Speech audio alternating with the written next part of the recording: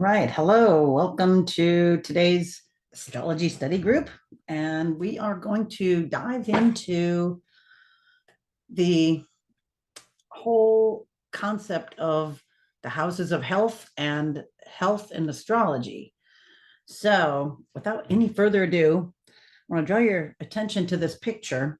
And the first time I saw this was from a book, old, one of those cool old astrology books called The Zodiac and what is it? The art and the salts of salvation. That's what the book was. Okay, Zodiac and the art of the salts of salvation by George W. Carey, if I believe, if memory serves me right. And there was a picture that he had in here in that book, and you can still find the book. Here, I reached my copy of it. There, I found it. The Zodiac and the Salts of Salvation. Yeah, I was trying to find this picture. George W. Carey, 1845 to 1924. This is life, but very cool book. He's got a picture in the beginning of that. That this isn't the one, but it's similar to that. I couldn't find the one. It's out there, but it has a picture of the body. It's a little bit more intricate, and over the chart where you can see the part of the body and where it is in the chart. And this is pretty good. I just have to say, if you get confused on this, I want to go always to simplicity because it's easy to get things more complicated. So let's keep simplicity. So if you keep this chart in mind, this is pretty good. I mean, you split hairs with things like left eye, right eye, the nose, palate, and the esophagus, and things like that. But you get really close. So yeah. Okay. So I wanted to show you this one. So get it, I mean, this one you can put in your head and you can understand this flow pretty well. Pretty well, I feel. Okay, let me give you another one. I have a ton of windows open. Let me see if I can line it up so I don't have to have you wait when I found anatomy and the signs. Let me give you this one first. This was from did I give you the right one? Let's give you this one. Thought I had it. Okay, this was from whose website did I find this? crystalbastrology.com. I want to give her credit to this. It was on her website. I don't know where she got it, but that's where I found it. Similar but different. Anatomy and the signs. So we have, like here, Aries rules the head, and some Arians suffer from, okay, I don't want to go into that, the diagnosis, but anyway, Aries rules the head, Taurus rules throat and neck, Gemini here, nerves, arms, shoulder, lungs, Leo, heart, spine, back, Libra, kidneys. There's more than that, but in some of the liver too, because you can see that Aries right there. Okay, Cancer, stomach, and the whole digestive, this upper part of the digestive tract, and Scorpio would be more of the lower part of the digestive tract. Virgo, even lower digestive tract, the lower intestines, because stomach is higher. Cancer, you can see the stomach. People don't really have a good grip on this, so I guess I'll go over this a little bit. Cancer would be more the stomach, the pyloric valve.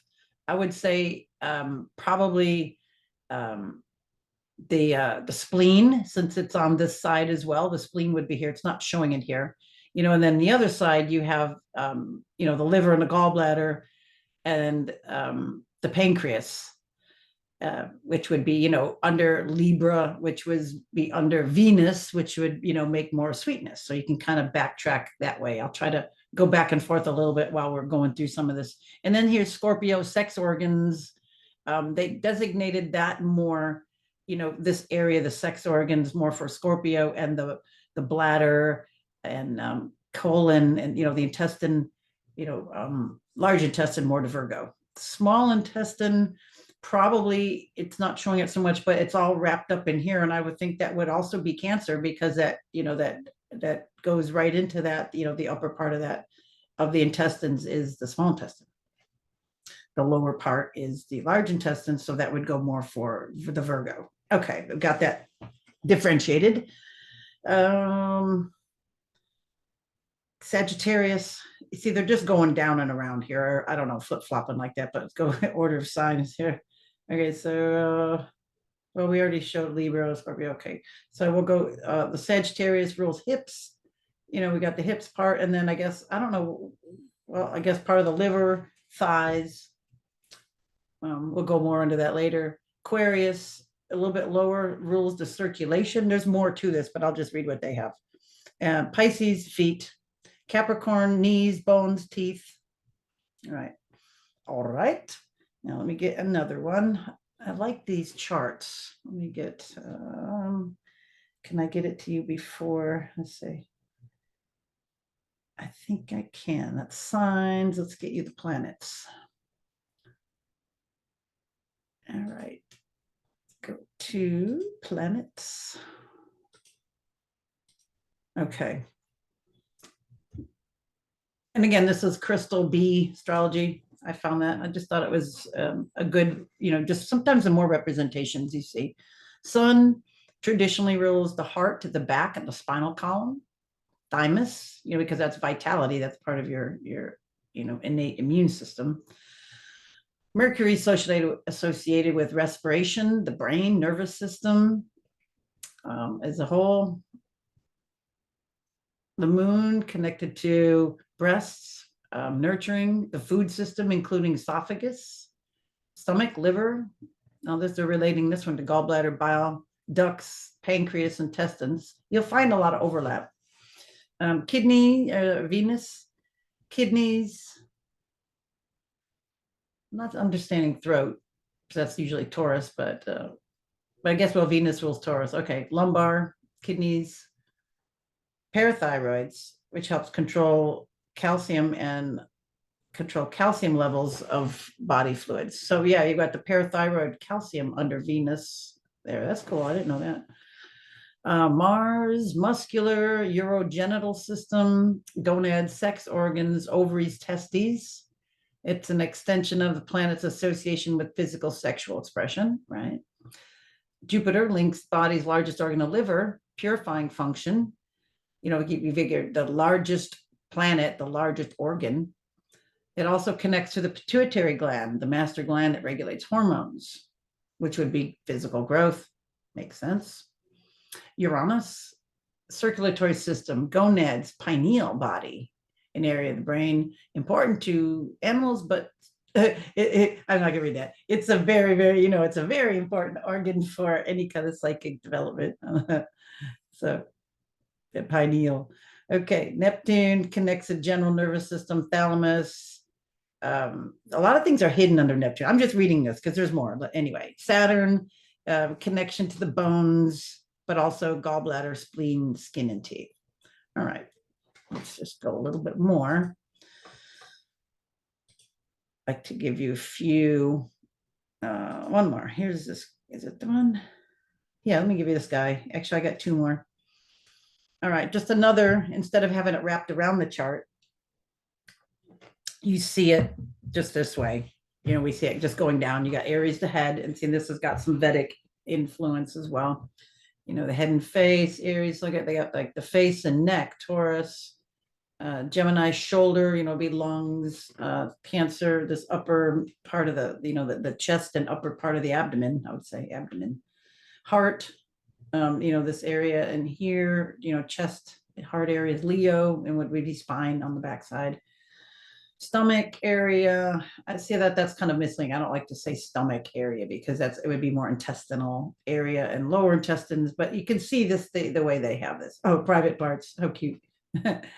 Okay, thighs, hips and thighs, Sagittarius, Capricorn, the knee area, Aquarius, ankles, and probably this whole lower part here, not just the ankles, and then Pisces, more of the feet.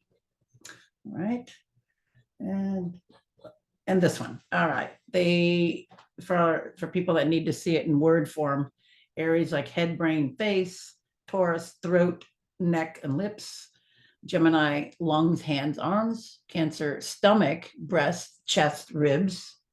This gives you a little bit more on actually specific on this one. Leo, heart, the sac around the heart, the pleural space in there. spine, forearms, Virgo, intestines. They're saying lower spine, fingers. I always thought that was more Mercury, but Mercury rules there. So it's maybe that differentiates over here. Spleen, Libra would be kidneys, skin also shared with Capricorn, Saturn, and then lumbar region, Scorpio, bladder, anus, nose. That's interesting. Appendix, Sagittarius, hips, thighs, nerves, arteries, Capricorn, knees, joints, teeth, skin, Aquarius, legs, ankles, circulation of blood, and then Pisces, feet, toes, and the lymphatic system. So these would also think about these in the houses. So your first house would relate to more of these areas. The second house, like we were seeing in that picture of the body overlapping the houses. So this is the same kind of system there.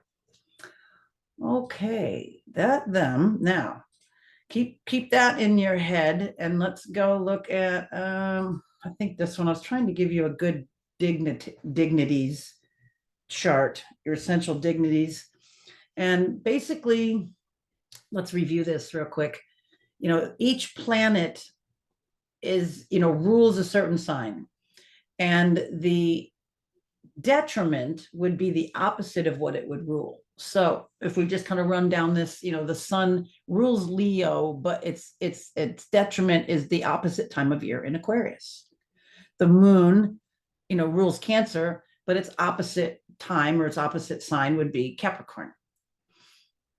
And just to explain just a little bit of this, there's lots of people and things that kind of explain this a little bit more, but the sun is, in most intense, and the heat is in the summer, at least, this is what's interesting, according to like Northern Hemisphere. So I don't know how it would, I haven't heard a great explanation for Southern Hemisphere of this information. But nonetheless, the sun rules Leo, which is the hottest time of year in the Northern Hemisphere. How else can we relate it? Maybe the most magnanimous time of the year, when it's, ruling the heart part. So its detriment would be Aquarius, the opposite time. And in the Northern Hemisphere, it would be when it's coldest. That's the vitality is the lowest. The moon, when it's in Cancer, it's nice, it's feminine, and it's watery, and it's emotional, and it's soft. And when it's in its detriment, it's in hard, cold Capricorn area. It's a harder sign. It rules the harder parts of the body. It's cold time of year. Same with Aquarius. It's cold at that time of year. All right, and then they go on. You can see Mercury, because it's a dual. It has to rule. For this to work out, this is what they've always been associated with. It rules both Gemini and Virgo. So its detriment would make sense that it would be opposite of each of those. And the same with Venus, rules Taurus and Libra, and its detriment would be opposite of Scorpio and Aries. And the same Mars, and we have it rules Aries and Scorpio, so its detriment would be Libra and Taurus. That would only make sense. And Jupiter, the traditional ruler of Pisces, and now modern ruler Sagittarius, so they're there in their detriment. And then we have the modern planets associated, so we have a little overlap. We have Uranus ruling Aquarius, and then so we see that there, Neptune ruling Pisces, Scorpio ruling, Pluto ruling Scorpio. Okay, that's easy to remember. Now, the hard one, you just got to remember, and one more thing, the exaltation. So if you remember the ruler, like the sun, it's ruled by Leo, or Leo, and the sun are together. The moon rules Cancer, Mercury rules Gemini and Virgo. Okay, so now the exaltation. Those are a little bit more difficult, and I think we hit on this a long time ago. We have to maybe talk about this again, the exaltation, because there's like, why are they exalted? I've done a lot of research on why, and I found lots of whys, but I'll have to go iron over that one again. But anyway, let's just run through these. So the sun is exalted in Aries, the moon in Taurus, Mercury. Well, I don't see, here's some discrepancy. Now I've found some of these dignity tables. Now I've also had the Mercury being exalted in Virgo. So it rules Virgo, and I've heard it's exalted in Virgo. So whatever it's exalted in is its fall would be the opposite sign. So I'm just going to put a little question mark on this one, because I have a few tables and there's a few differences of opinion, but nonetheless, let's move on. So we have Venus exalted in Pisces, Mars exalted in Capricorn, Jupiter exalted in Cancer, Saturn exalted in Libra, and Uranus exalted in Scorpio. Well, we kind of stop a lot of times at a lot of these at the Saturn, the what do they call the 7 planets, the non-trans Saturnian planets. So just keep these in mind for the most part. Just maybe get yourself a chart, write it out, and just kind of try to keep these ones in mind here. So this is going to help when we start evaluating the strength of a planet somewhere in one of the houses of health. So just for instance, what if we see somebody that has the sun in Leo? Okay. So there's going to be, the sun naturally rules, Leo, and it's going to be strong when it's there. Now, what if it's also in the 5th house, the natural house of Leo? It's going to even be more strong in there. Okay. What if the sun is in Aquarius? That's in its sign of detriment, right? So that's going to be a bit more weakened sun. And now what if we see that in the 5th house? Then that's going to kind of give it a little check the other way. It's like, well, it's in a cold sign, but it's in its own house. It's in the house that it rules. So that gives it a little bit in its favor, because we're looking at, we're assessing the strength of the health of the, which will get to the houses of the person, of the being. And if you have a lot of the planets, say, that are in those houses in their places of strength, then that will be better. Wouldn't you agree? And if they're in their places of detriment or fall, they're weakened. So if you have somebody with a lot of planets in more detriment or fall, they're going to be a weaker, in those houses of health, there's going to be a weaker tendency toward constitutional health, pathology, excess, chronic disease, hidden things, all like that. So we can start to find out how to assess this. So with this as the background, let's go over and look at what I want to show you. Let's see. I can't do that. Let me have you look at this one just for a second while I try to, because I have another chart I want to show you. Give you a chart. Let's see. I'm just trying to find just somebody. Bear with me a second. I'm going through some charts. I just want to find one. Let's look at real quick. Let's look at Eddie Van Halen. Okay, let me get that for you to look at once I get called up here. Eddie, give me Eddie. Okay, Eddie. All right, now let me make sure to get you that one. Da-da-da. All right, should be Eddie Van Halen here. Let me get that out of my way. Okay, so let's just look at a few things. And what do we want to see? So there's 4 houses that we want to look at when we're first looking at looking at the strength or weaknesses of all kinds of things in the chart. So let's just start. The houses that we're going to look at are your 1st house, your 6th house, your 8th house, and your 12th house. Now, it doesn't matter if there's planets in them or not, because there's a sign on the rulership of it. And I think I have a good birth time for him, because I have it at at, 1 a.m. If I don't, I usually set it right near noon. If it's like 11:59 or 12 or 12:01, that's when I set it if I don't know it. So let's look at this. So we notice that the first house for Eddie here is Libra. And I can't remember how he died either. I should have looked it up in there. But anyway, let's just look what we can see. We can, we'll be into looking at some of these at the houses of health and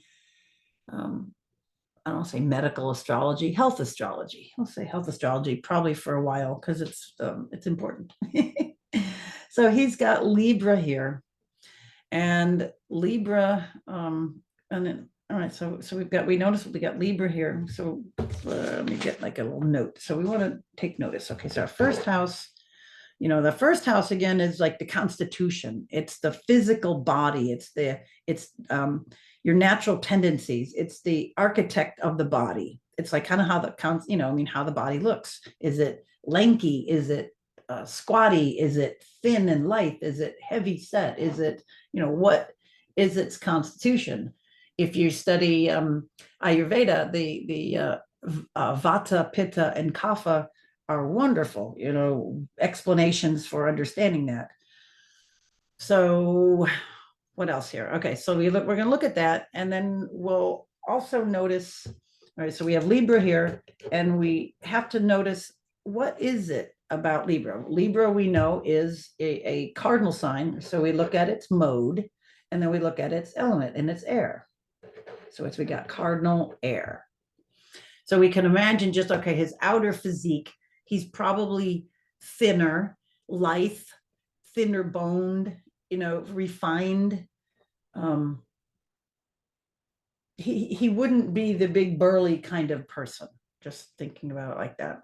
And he wasn't, he's, very, thin boned, cute kind of person, because there's that Libra ascendant, and when you have Libra, you have Venus.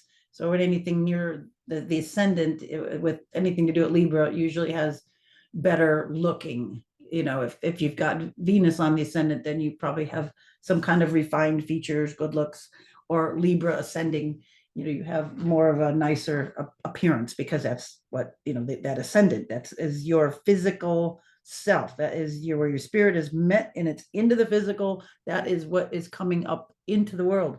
That is your physical body, your vitality, again, your constitution, and then those natural tendencies. Okay, so then we go, oh, there's a planet in here. And the planets closer to the actual ascendant themselves on either side, we'll get to this in the 12th house because we see a planet over here.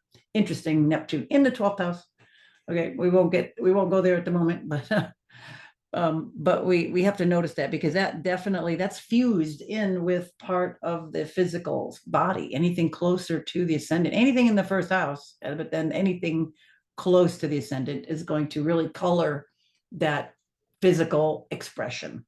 So he's got Saturn here. All right, so that might add a little structure, to this. This is a natural Aries place. So we notice, it has Libra on it. So that's kind of a, it's opposite. So we got a little, he may be a little slightly, we can't know it all till we get over to all the other houses, but we can just notice it's like there's an opposite thing there. But then we have Saturn there. So that would maybe strengthen that house. And then it's in Scorpio. Okay. So is Scorpio, we would look, is that in its detriment or, let's see, in being in Scorpio, Saturn in Scorpio. So nothing there. There's, there's no, if it were in Libra, that would be, it's exalted, but it's not, it's in Scorpio. So it's nothing, so it doesn't rank on that. So we don't have anything positive or negative extra on that, at least by its dignity. Okay. If you don't get this, we'll iron it out when we get into some other, you'll hear it over and over. All right. So now let's just go look. Okay. So where is the ruler of the first house? So the ruler we know of Libra is Venus. So we're going to go over and try to find Venus, and we notice Venus. I'm going to make another note. So we have Venus, there's the ruler of our first house. And we're going to go check out the shape Venus is in. How, what is this ruler? What's up with this ruler? Is it in good shape or is it, not? And that will kind of also determine the strength of that. It's like checking out somebody's parents. Are they good parents, or are they goofballs? Are they letting you get away with stuff and parent yourself? So we're gonna go start checking out the parents, sort of. All right. So where's Venus? Venus is in the second house. It's in a natural house of Taurus. Okay, so it's comfortable there. So it's in a good house placement. It feels comfortable, but it's in Sagittarius. Um, it's a nothing also. Venus is not it's not a ruler or detriment or exalted or falling in that sign. There's nothing on there, so that's cool. Okay, so there's no positive either there. It's if in fact it's slightly more positive because it's in the second house. Okay, now so we saw that. So we also we kind of have neutral assessment there. All right. So we had just like a slight up and down with the first house, and then Venus, the same thing, nothing hold it there. Now the next house that is probably a little bit more, I don't want to say they're all important. They're just in their own way. The next house is the sixth house. And that one is over here. It's underneath the horizon there. It's right here. This one's sixth house. So Eddie has Aries on the sixth house. And and then in fact, we should probably do this like whole sign system, but that's okay. You can kind of see things a little better, but and that might make things, actually that would change things a little bit, because then he would have the Mars in there. But we're just going to do less than one here still. So we got Mars, or we got Aries on the cusp of this house. So again, that's our opposite, and this is actually, if you think about it a little differently, this is our Virgo house, and we have Aries there. So Aries and Virgo are in conjunct. So there's a little first thing I noticed. There's no planets in here, and that's kind of good, because then there's no it's like no hangnails, nothing snagging here in the house of health, that we have to go investigate. So it's like, okay, nothing real heavy on that one. Let's see what else I want to tell you about that. Okay, so we can just go look at what's the ruler of this sign. So Aries, what rules Aries? And it's Mars, and Mars is in Aries, it's in its own sign, so that kind of strengthens it, actually. And I think if we did this whole house system, we would have that in that house. So because we see it's only 1 degree off anyway, so that kind of strengthens that little bit of a vitality. Again, I can't remember how he died, but anyway, we'll come back to it. So Aries, okay, so we got one sign in rulership so far. Nothing on the others. Nothing. All right, now we're going to go over to the eighth house, and we're going to look up here, and we've got Taurus on the cusp of the eighth house. So you might probably wondering why these are sort of like that. This is called an intercepted. There's intercepted houses, which makes a double on it's like we got Aries on two cusps, because we have, where is it? Looks like Capricorn is intercepted, because what that means, real dido, you would see on the cusp of this one, on the third house, you have Sagittarius, and then you have the whole sign of Capricorn, and then you have some of the next sign of Aquarius. See, so the whole sign is engulfed in a house. That's called an intercepted sign, or an intercepted house. So if that's the case, see, there's 3 signs in this one. That means then somebody's got to do double duty on one of these houses. So, all right. Eighth house. So on the eighth house, we've got Taurus. And we kind of remember, we remember that where Venus was in the second. We know Venus rules Taurus. That's the natural ruler. So then we're going to go look for where is Venus. We remember it's in the second house, in Taurus's natural house. So that's good. It's in its natural place, but again, it's not in a sign that is, any one way or another. It's not in a sign of its dignity or fall or anything. So that's kind of, a little bit neutral on that. All right.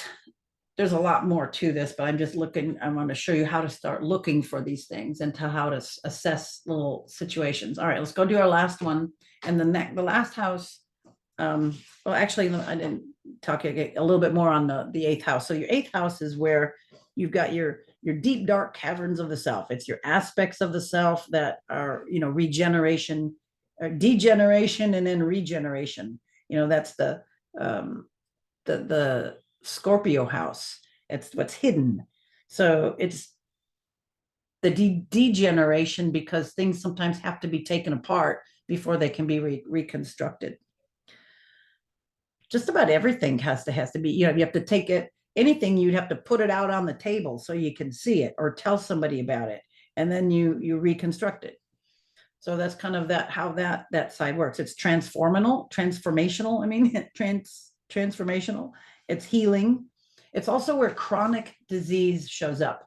So sometimes people that are younger, in their younger years, may not develop, see the chronic disease yet, but you can see where your patterns are going to be. So like in his case, we have anything Taurus or Venus related. I would think, certain foods, heavy, rich foods, sweets, soda, any kind of, things like that. At least on the food realm, there's lots of, other poisons, but we'll get to the 12th house in a minute. Start looking at that, some of the undoing. Again, if you have planets in some of those, it complicates those areas. All right, now the last one is our 12th house, which is the house, natural house of Pisces. It's the house of endings. It's, our house of what do you call it? Of the drawn shades. That's what somebody referred to it as, the house of drawn shades. Like, we're gonna close those shades, close the blinds. It's addiction, it's hospitalization, it's diffusing because it's naturally, uh, that those endings, institutions, and then we want to note any planets there. So, the old ruler of Pisces, was Jupiter. So it has an expansive point of, tendencies. And then we have like lymphatics, is one of the health associated areas. And then we also have poisons, and then now we have the more modern ruler of Neptune, which rules that watery, spiritual, nebulous, diffusing, and that's what Neptune does. So Neptune is there in its home house, but not in its home sign. So we've got a few places with him that planets are in their home houses. Only one in its. Well, I didn't look at the rest of it. I don't know. One planet so far in its own sign. I didn't look at anything else at the moment. I don't even know. Yeah, I didn't even notice what sun sign he was. Actually, I did, but so okay. So nebulous, 12th house, the endings. Also, it rules sleep and sleeping. If people have sleep problems, you look to the 12th house. Things that are hidden, because sleep is that realm where you disconnect from the physical. So maybe there's some, there could be some aspects of something squaring there that would, make it scary for somebody. Make their problems with that, we won't get into all the conjectures, but you can see that there may be some problems with that. All right. Also, things that are hidden, things that are invisible, things that are diffuse, mysterious, unknown causes of disease, poisoning, psychological issues. Okay, that's all 12th house stuff. So here we see a planet there, Neptune, in Libra in the 12th house. So that makes me think there's, trying to, in that Venus part there again, because it's ruling Libra. So maybe there was some issues, there's some sweetness, of too much sweetness, not enough sweetness, drugs, hidden issues. You start to unpack this. Neptune in the 12th house always, look at right there on the ascendant. I mean, right there. And then And then this again, I don't know the total, unless I talk to somebody really got good confirmation. Neptune could be even closer. I don't know the degree, but it's right above. It says 28. His rising sign is 28. It could be in the first house. I don't know. But anyway, nonetheless, it's floating right around in here. What else do we see? So, what rules Neptune? And I mean, where we want to look that we're the Pisces side of that as well. So, where's Pisces in his chart?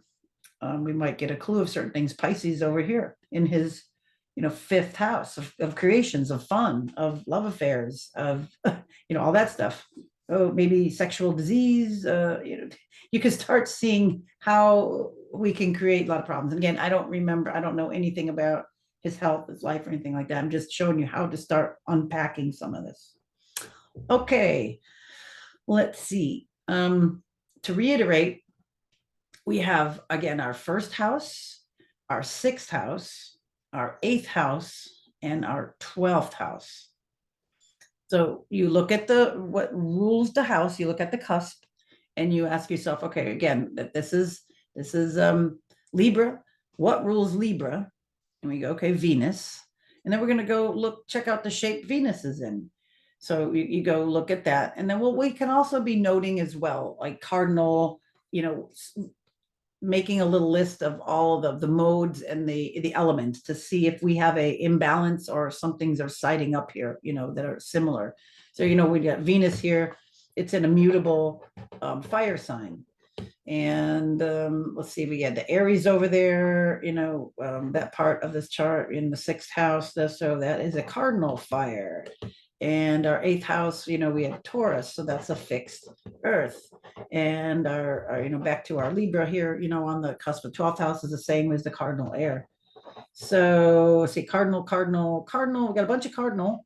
So that's like 3 to 3, 1, 2, 3 to like 3 to 1, twice as many. And then we got one fixed, one mutable. So just really quick tally on that. So we get a little bit of cardinal influence. So there's something maybe, more of his choice. Okay. So you kind of start seeing psychological tendencies on that too.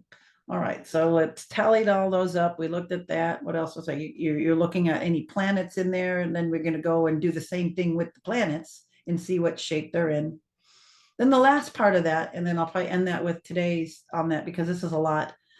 Then the last thing you do would be to start looking at the aspects between some of those players.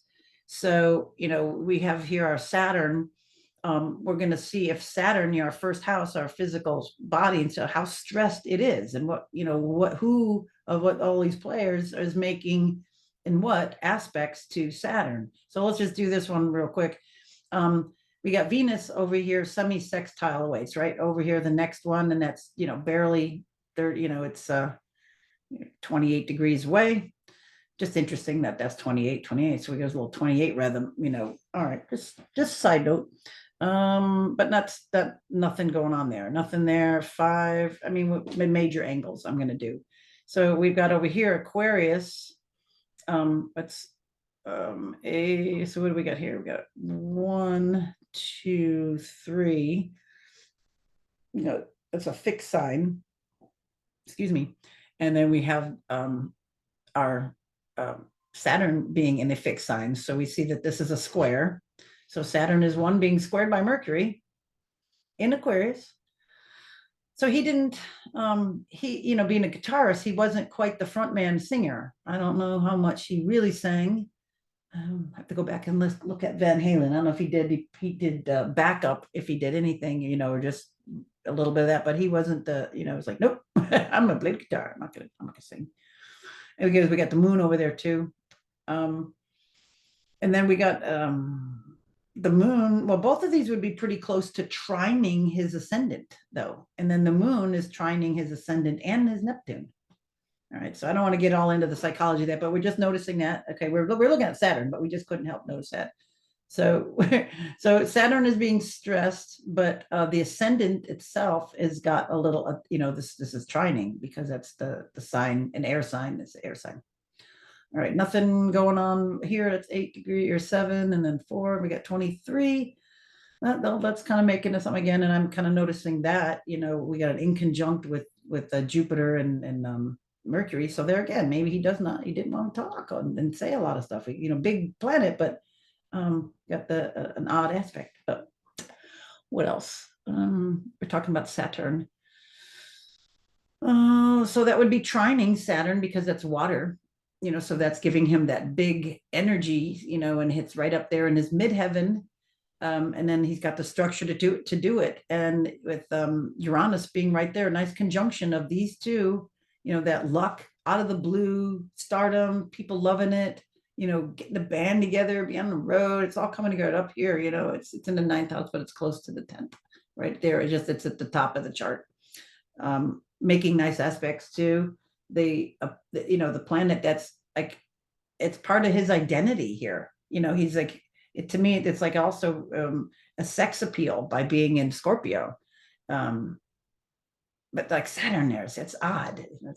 Anyway, what else we're going on here? And then Pluto, we got 26 degrees. It's a little wider. It's not as close. You don't really have to. I think that's too wide for me.